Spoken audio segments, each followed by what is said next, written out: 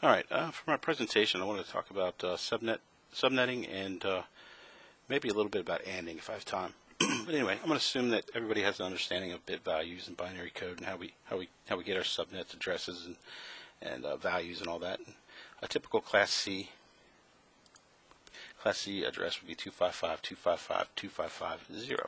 That's our typical Class C address. And basically, what that subnet tells us is that everything this side is network. Everything that side is host bits, and that's what our subnet tells us. So if we were to, in the course of subnetting, we're going to refine our networks, cut down on broadcast, that sort of thing, just to kind of customize our networks. When we subnet, we take bits from the host side and add them to the network side. So for instance, in this scenario, I take one bit from the network from the host side here, and this would be the outcome. Everything this way will now become network. Everything this way would remain host bits.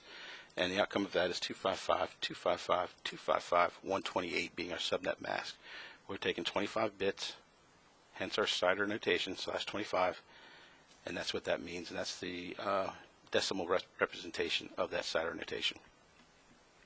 Alright, so what I've come up with is a quick little reference guide that you can memorize in no time and jot down literally in 30 seconds before a test, so you can fill your brain with all the other stuff you need to know, not worry about subnetting. So it looks something like this. Alright, I'm going to call this my network bits column. Network bits. I'm just going to put in the CIDR notation there. /24. And going down the line. /25. And in the Class C, we'll get down to /30. And it could be an arbitrary address. You see it like this, 192.168.2.0, for instance. This is Class C, remember. I'm going to call this column my add bit value. Alright, my add bit value on a /24 network is 256. And we get that 256 because you have 255 potential hosts in that octet plus the network address. That's how you get them with 256, and 256 is the key. Alright, and just go down the line. So /25 is going to be what? 128. Fill this out accordingly. 64, 32, 16, and 4. Alright, so this is really what you need to know right here. And it can tell me a lot of things. It can tell me, for instance, my subnet address, my subnet mask. And that'll be equal to my bit value, 256 minus my add bit value.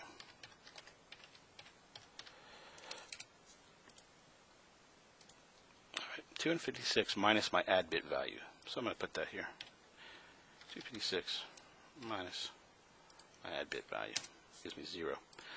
So, just referencing so we know what we're doing it right. It's /24. If I had 0 bits, if I had a /24 network, my subnet mask would be 255.255.255.0. And that's what we have here. Alright, and I'm just going to carry this on down. And there are our subsequent subnet masks with each CIDR notation. And you can, if you want to try one out, let's take 3 bits over here. And there we go, 224, 27 bits, 27 bits. And basically we got that by subtracting 256 from our add bit value. In the next column, I can determine my total number of hosts. And that's equal to my add bit value.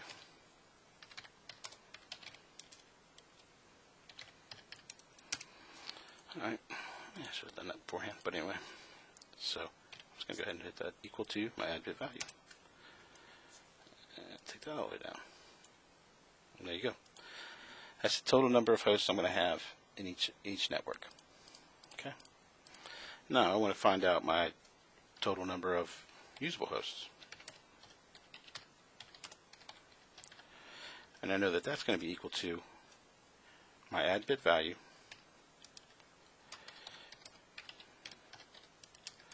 minus 2.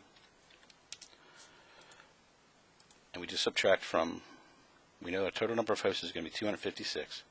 So we're going to take 2, our network address and our broadcast address, the last address. And that's what this calculation is going to be.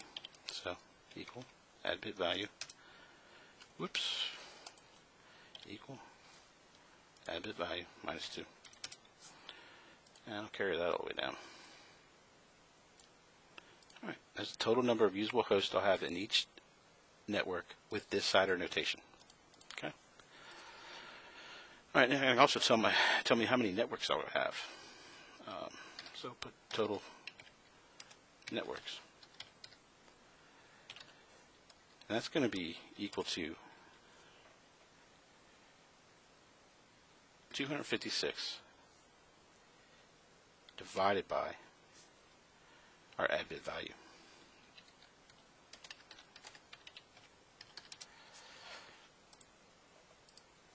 Alright, so we'll go ahead and put that equation here. 256 divided by our add bit value. Alright, now let's carry that on down. Alright, so that's basically all you really need to know right there. Based on these 2 columns right here. I know what my subnet mask is going to be. I know the total number of hosts is going to be, total number of usable hosts, and the total amount of networks. Let me put that into practice here. We'll just take this address right here. Alright, so we got one script.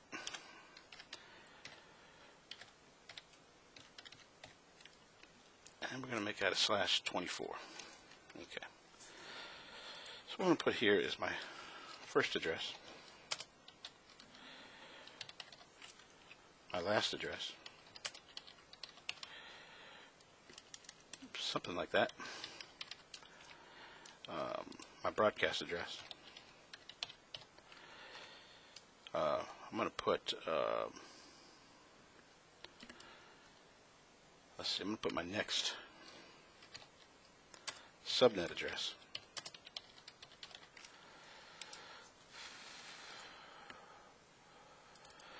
Let's see here.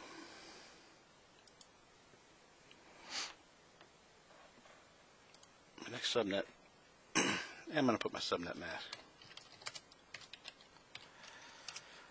Alright. So, I know that my first address is always going to be the first address, first usable address after my network. So that's easy. 192.168.2.0.1. That's my first address. Now the important thing here is to look at my little chart here and figure out what I'm adding. What's my add bit value? So in a /24, I'm going to add 256. So my next subnet address is going to be 192.168.3.0. Okay? And then from there I can work backwards and determine my broadcast and my last address. So this will be 192.168.2.2.255.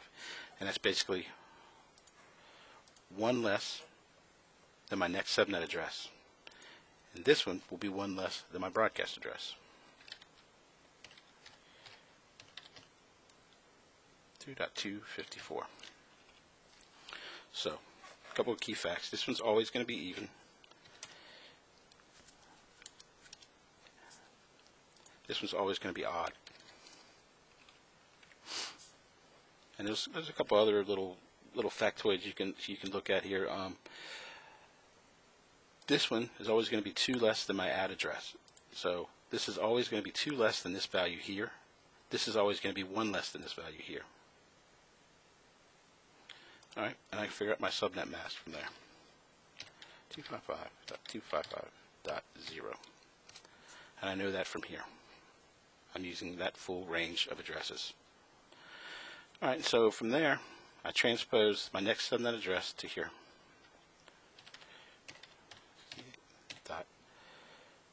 .3.0, and we'll just do a slash, let's go on down the line, /25. So my next address is going to be 192.168.3.128. I'll make that one /26. And so how did I get that?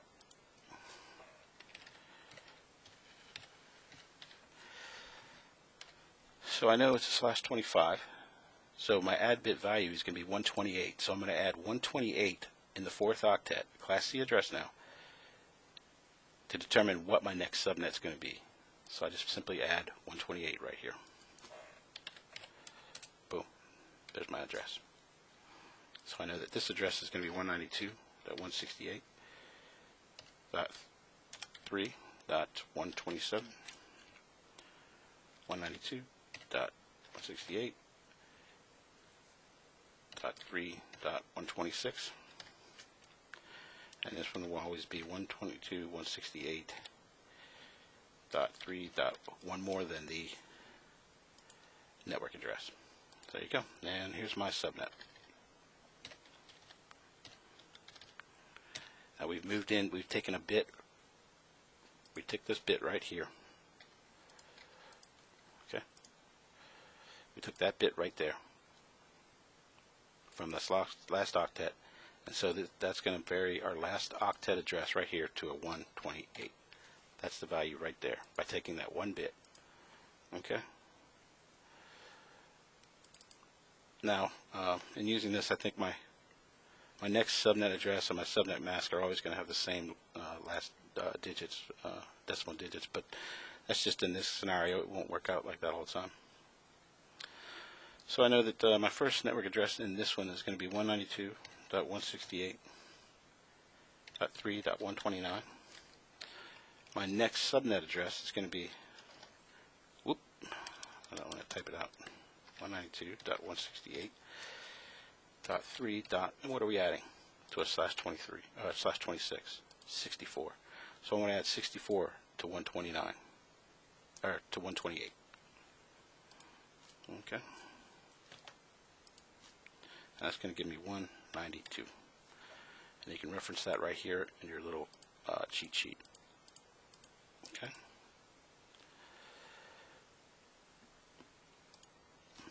And subnet mask will be 255.255.255.192. My broadcast is going to be 192.168.3.191 and 192.168.3.190. So as you can see, I'm just going down the line, and this is a variable subnetting scenario. You work from the biggest network to the smallest network, and that's basically how you do it. Remember these here. Remember what you can tell from there. And it's pretty easy to subnet. Now I do want to talk about anding just a little bit, because you're going to get questions that's going to be a random address in the middle of a network, and you need to figure out what the network address is, what the broadcast address is, and so on and so on. So that's where anding comes into play. And anding looks something like this. I think I'm going to create another sheet here. Okay, so we got our bit values. 128, 64, 32, 16, 8, 4, 2, 1. Okay.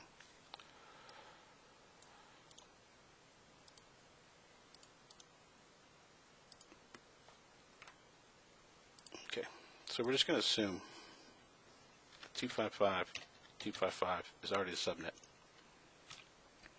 And then from there, we're going to add ones and zeros to our value.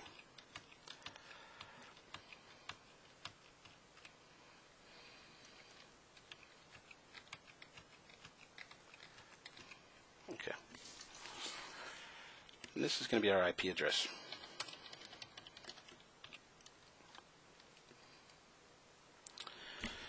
So if we had the IP address of 192.168. Let's just give it a random one. One that we did earlier. 2.65. That's our address. That's where we need to figure out what that address is. So, dealing in our third octet, we got a 1 right there. That 2. That 2 in this address gives us a 1 value there. Everything else is zeros.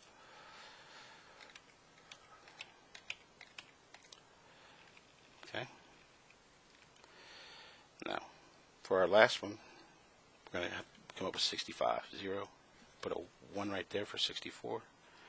0, 0, 0, 0, 0, and a 1. Now, through the process of ANDing, if we get a 1 and a 1 in both columns, one for IP address, one for our subnet mask, it'll tell us what network we're on. So we go down the line. Here's our first 1 right here. 1. So that's it. So we got a 0, 0, 0, 0, 0, 0, 0, 0.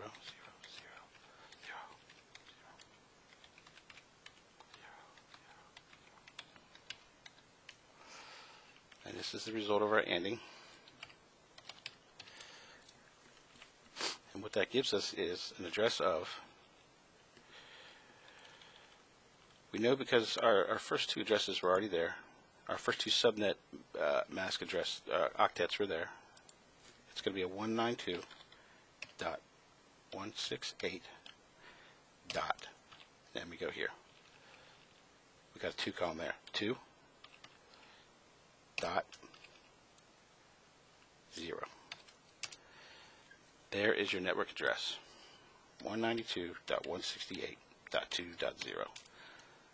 That is the network that 192.168.2.65 falls under, with a 255.255.255 subnet address. And that would be a /24. So it could be presented a few different ways, but that's the gist of that. I hope this doesn't confuse you. But basically, anyway, sorry about that. Anyway, that is ANDing. So basically, you break it down to 1s and 0s, look at the values, and when 1s add up, that's how you know the network address. Okay, that's it. I'm going to talk about Class B addresses. It's a little bit different, but still very easy to memorize and take with you into a test. Good luck.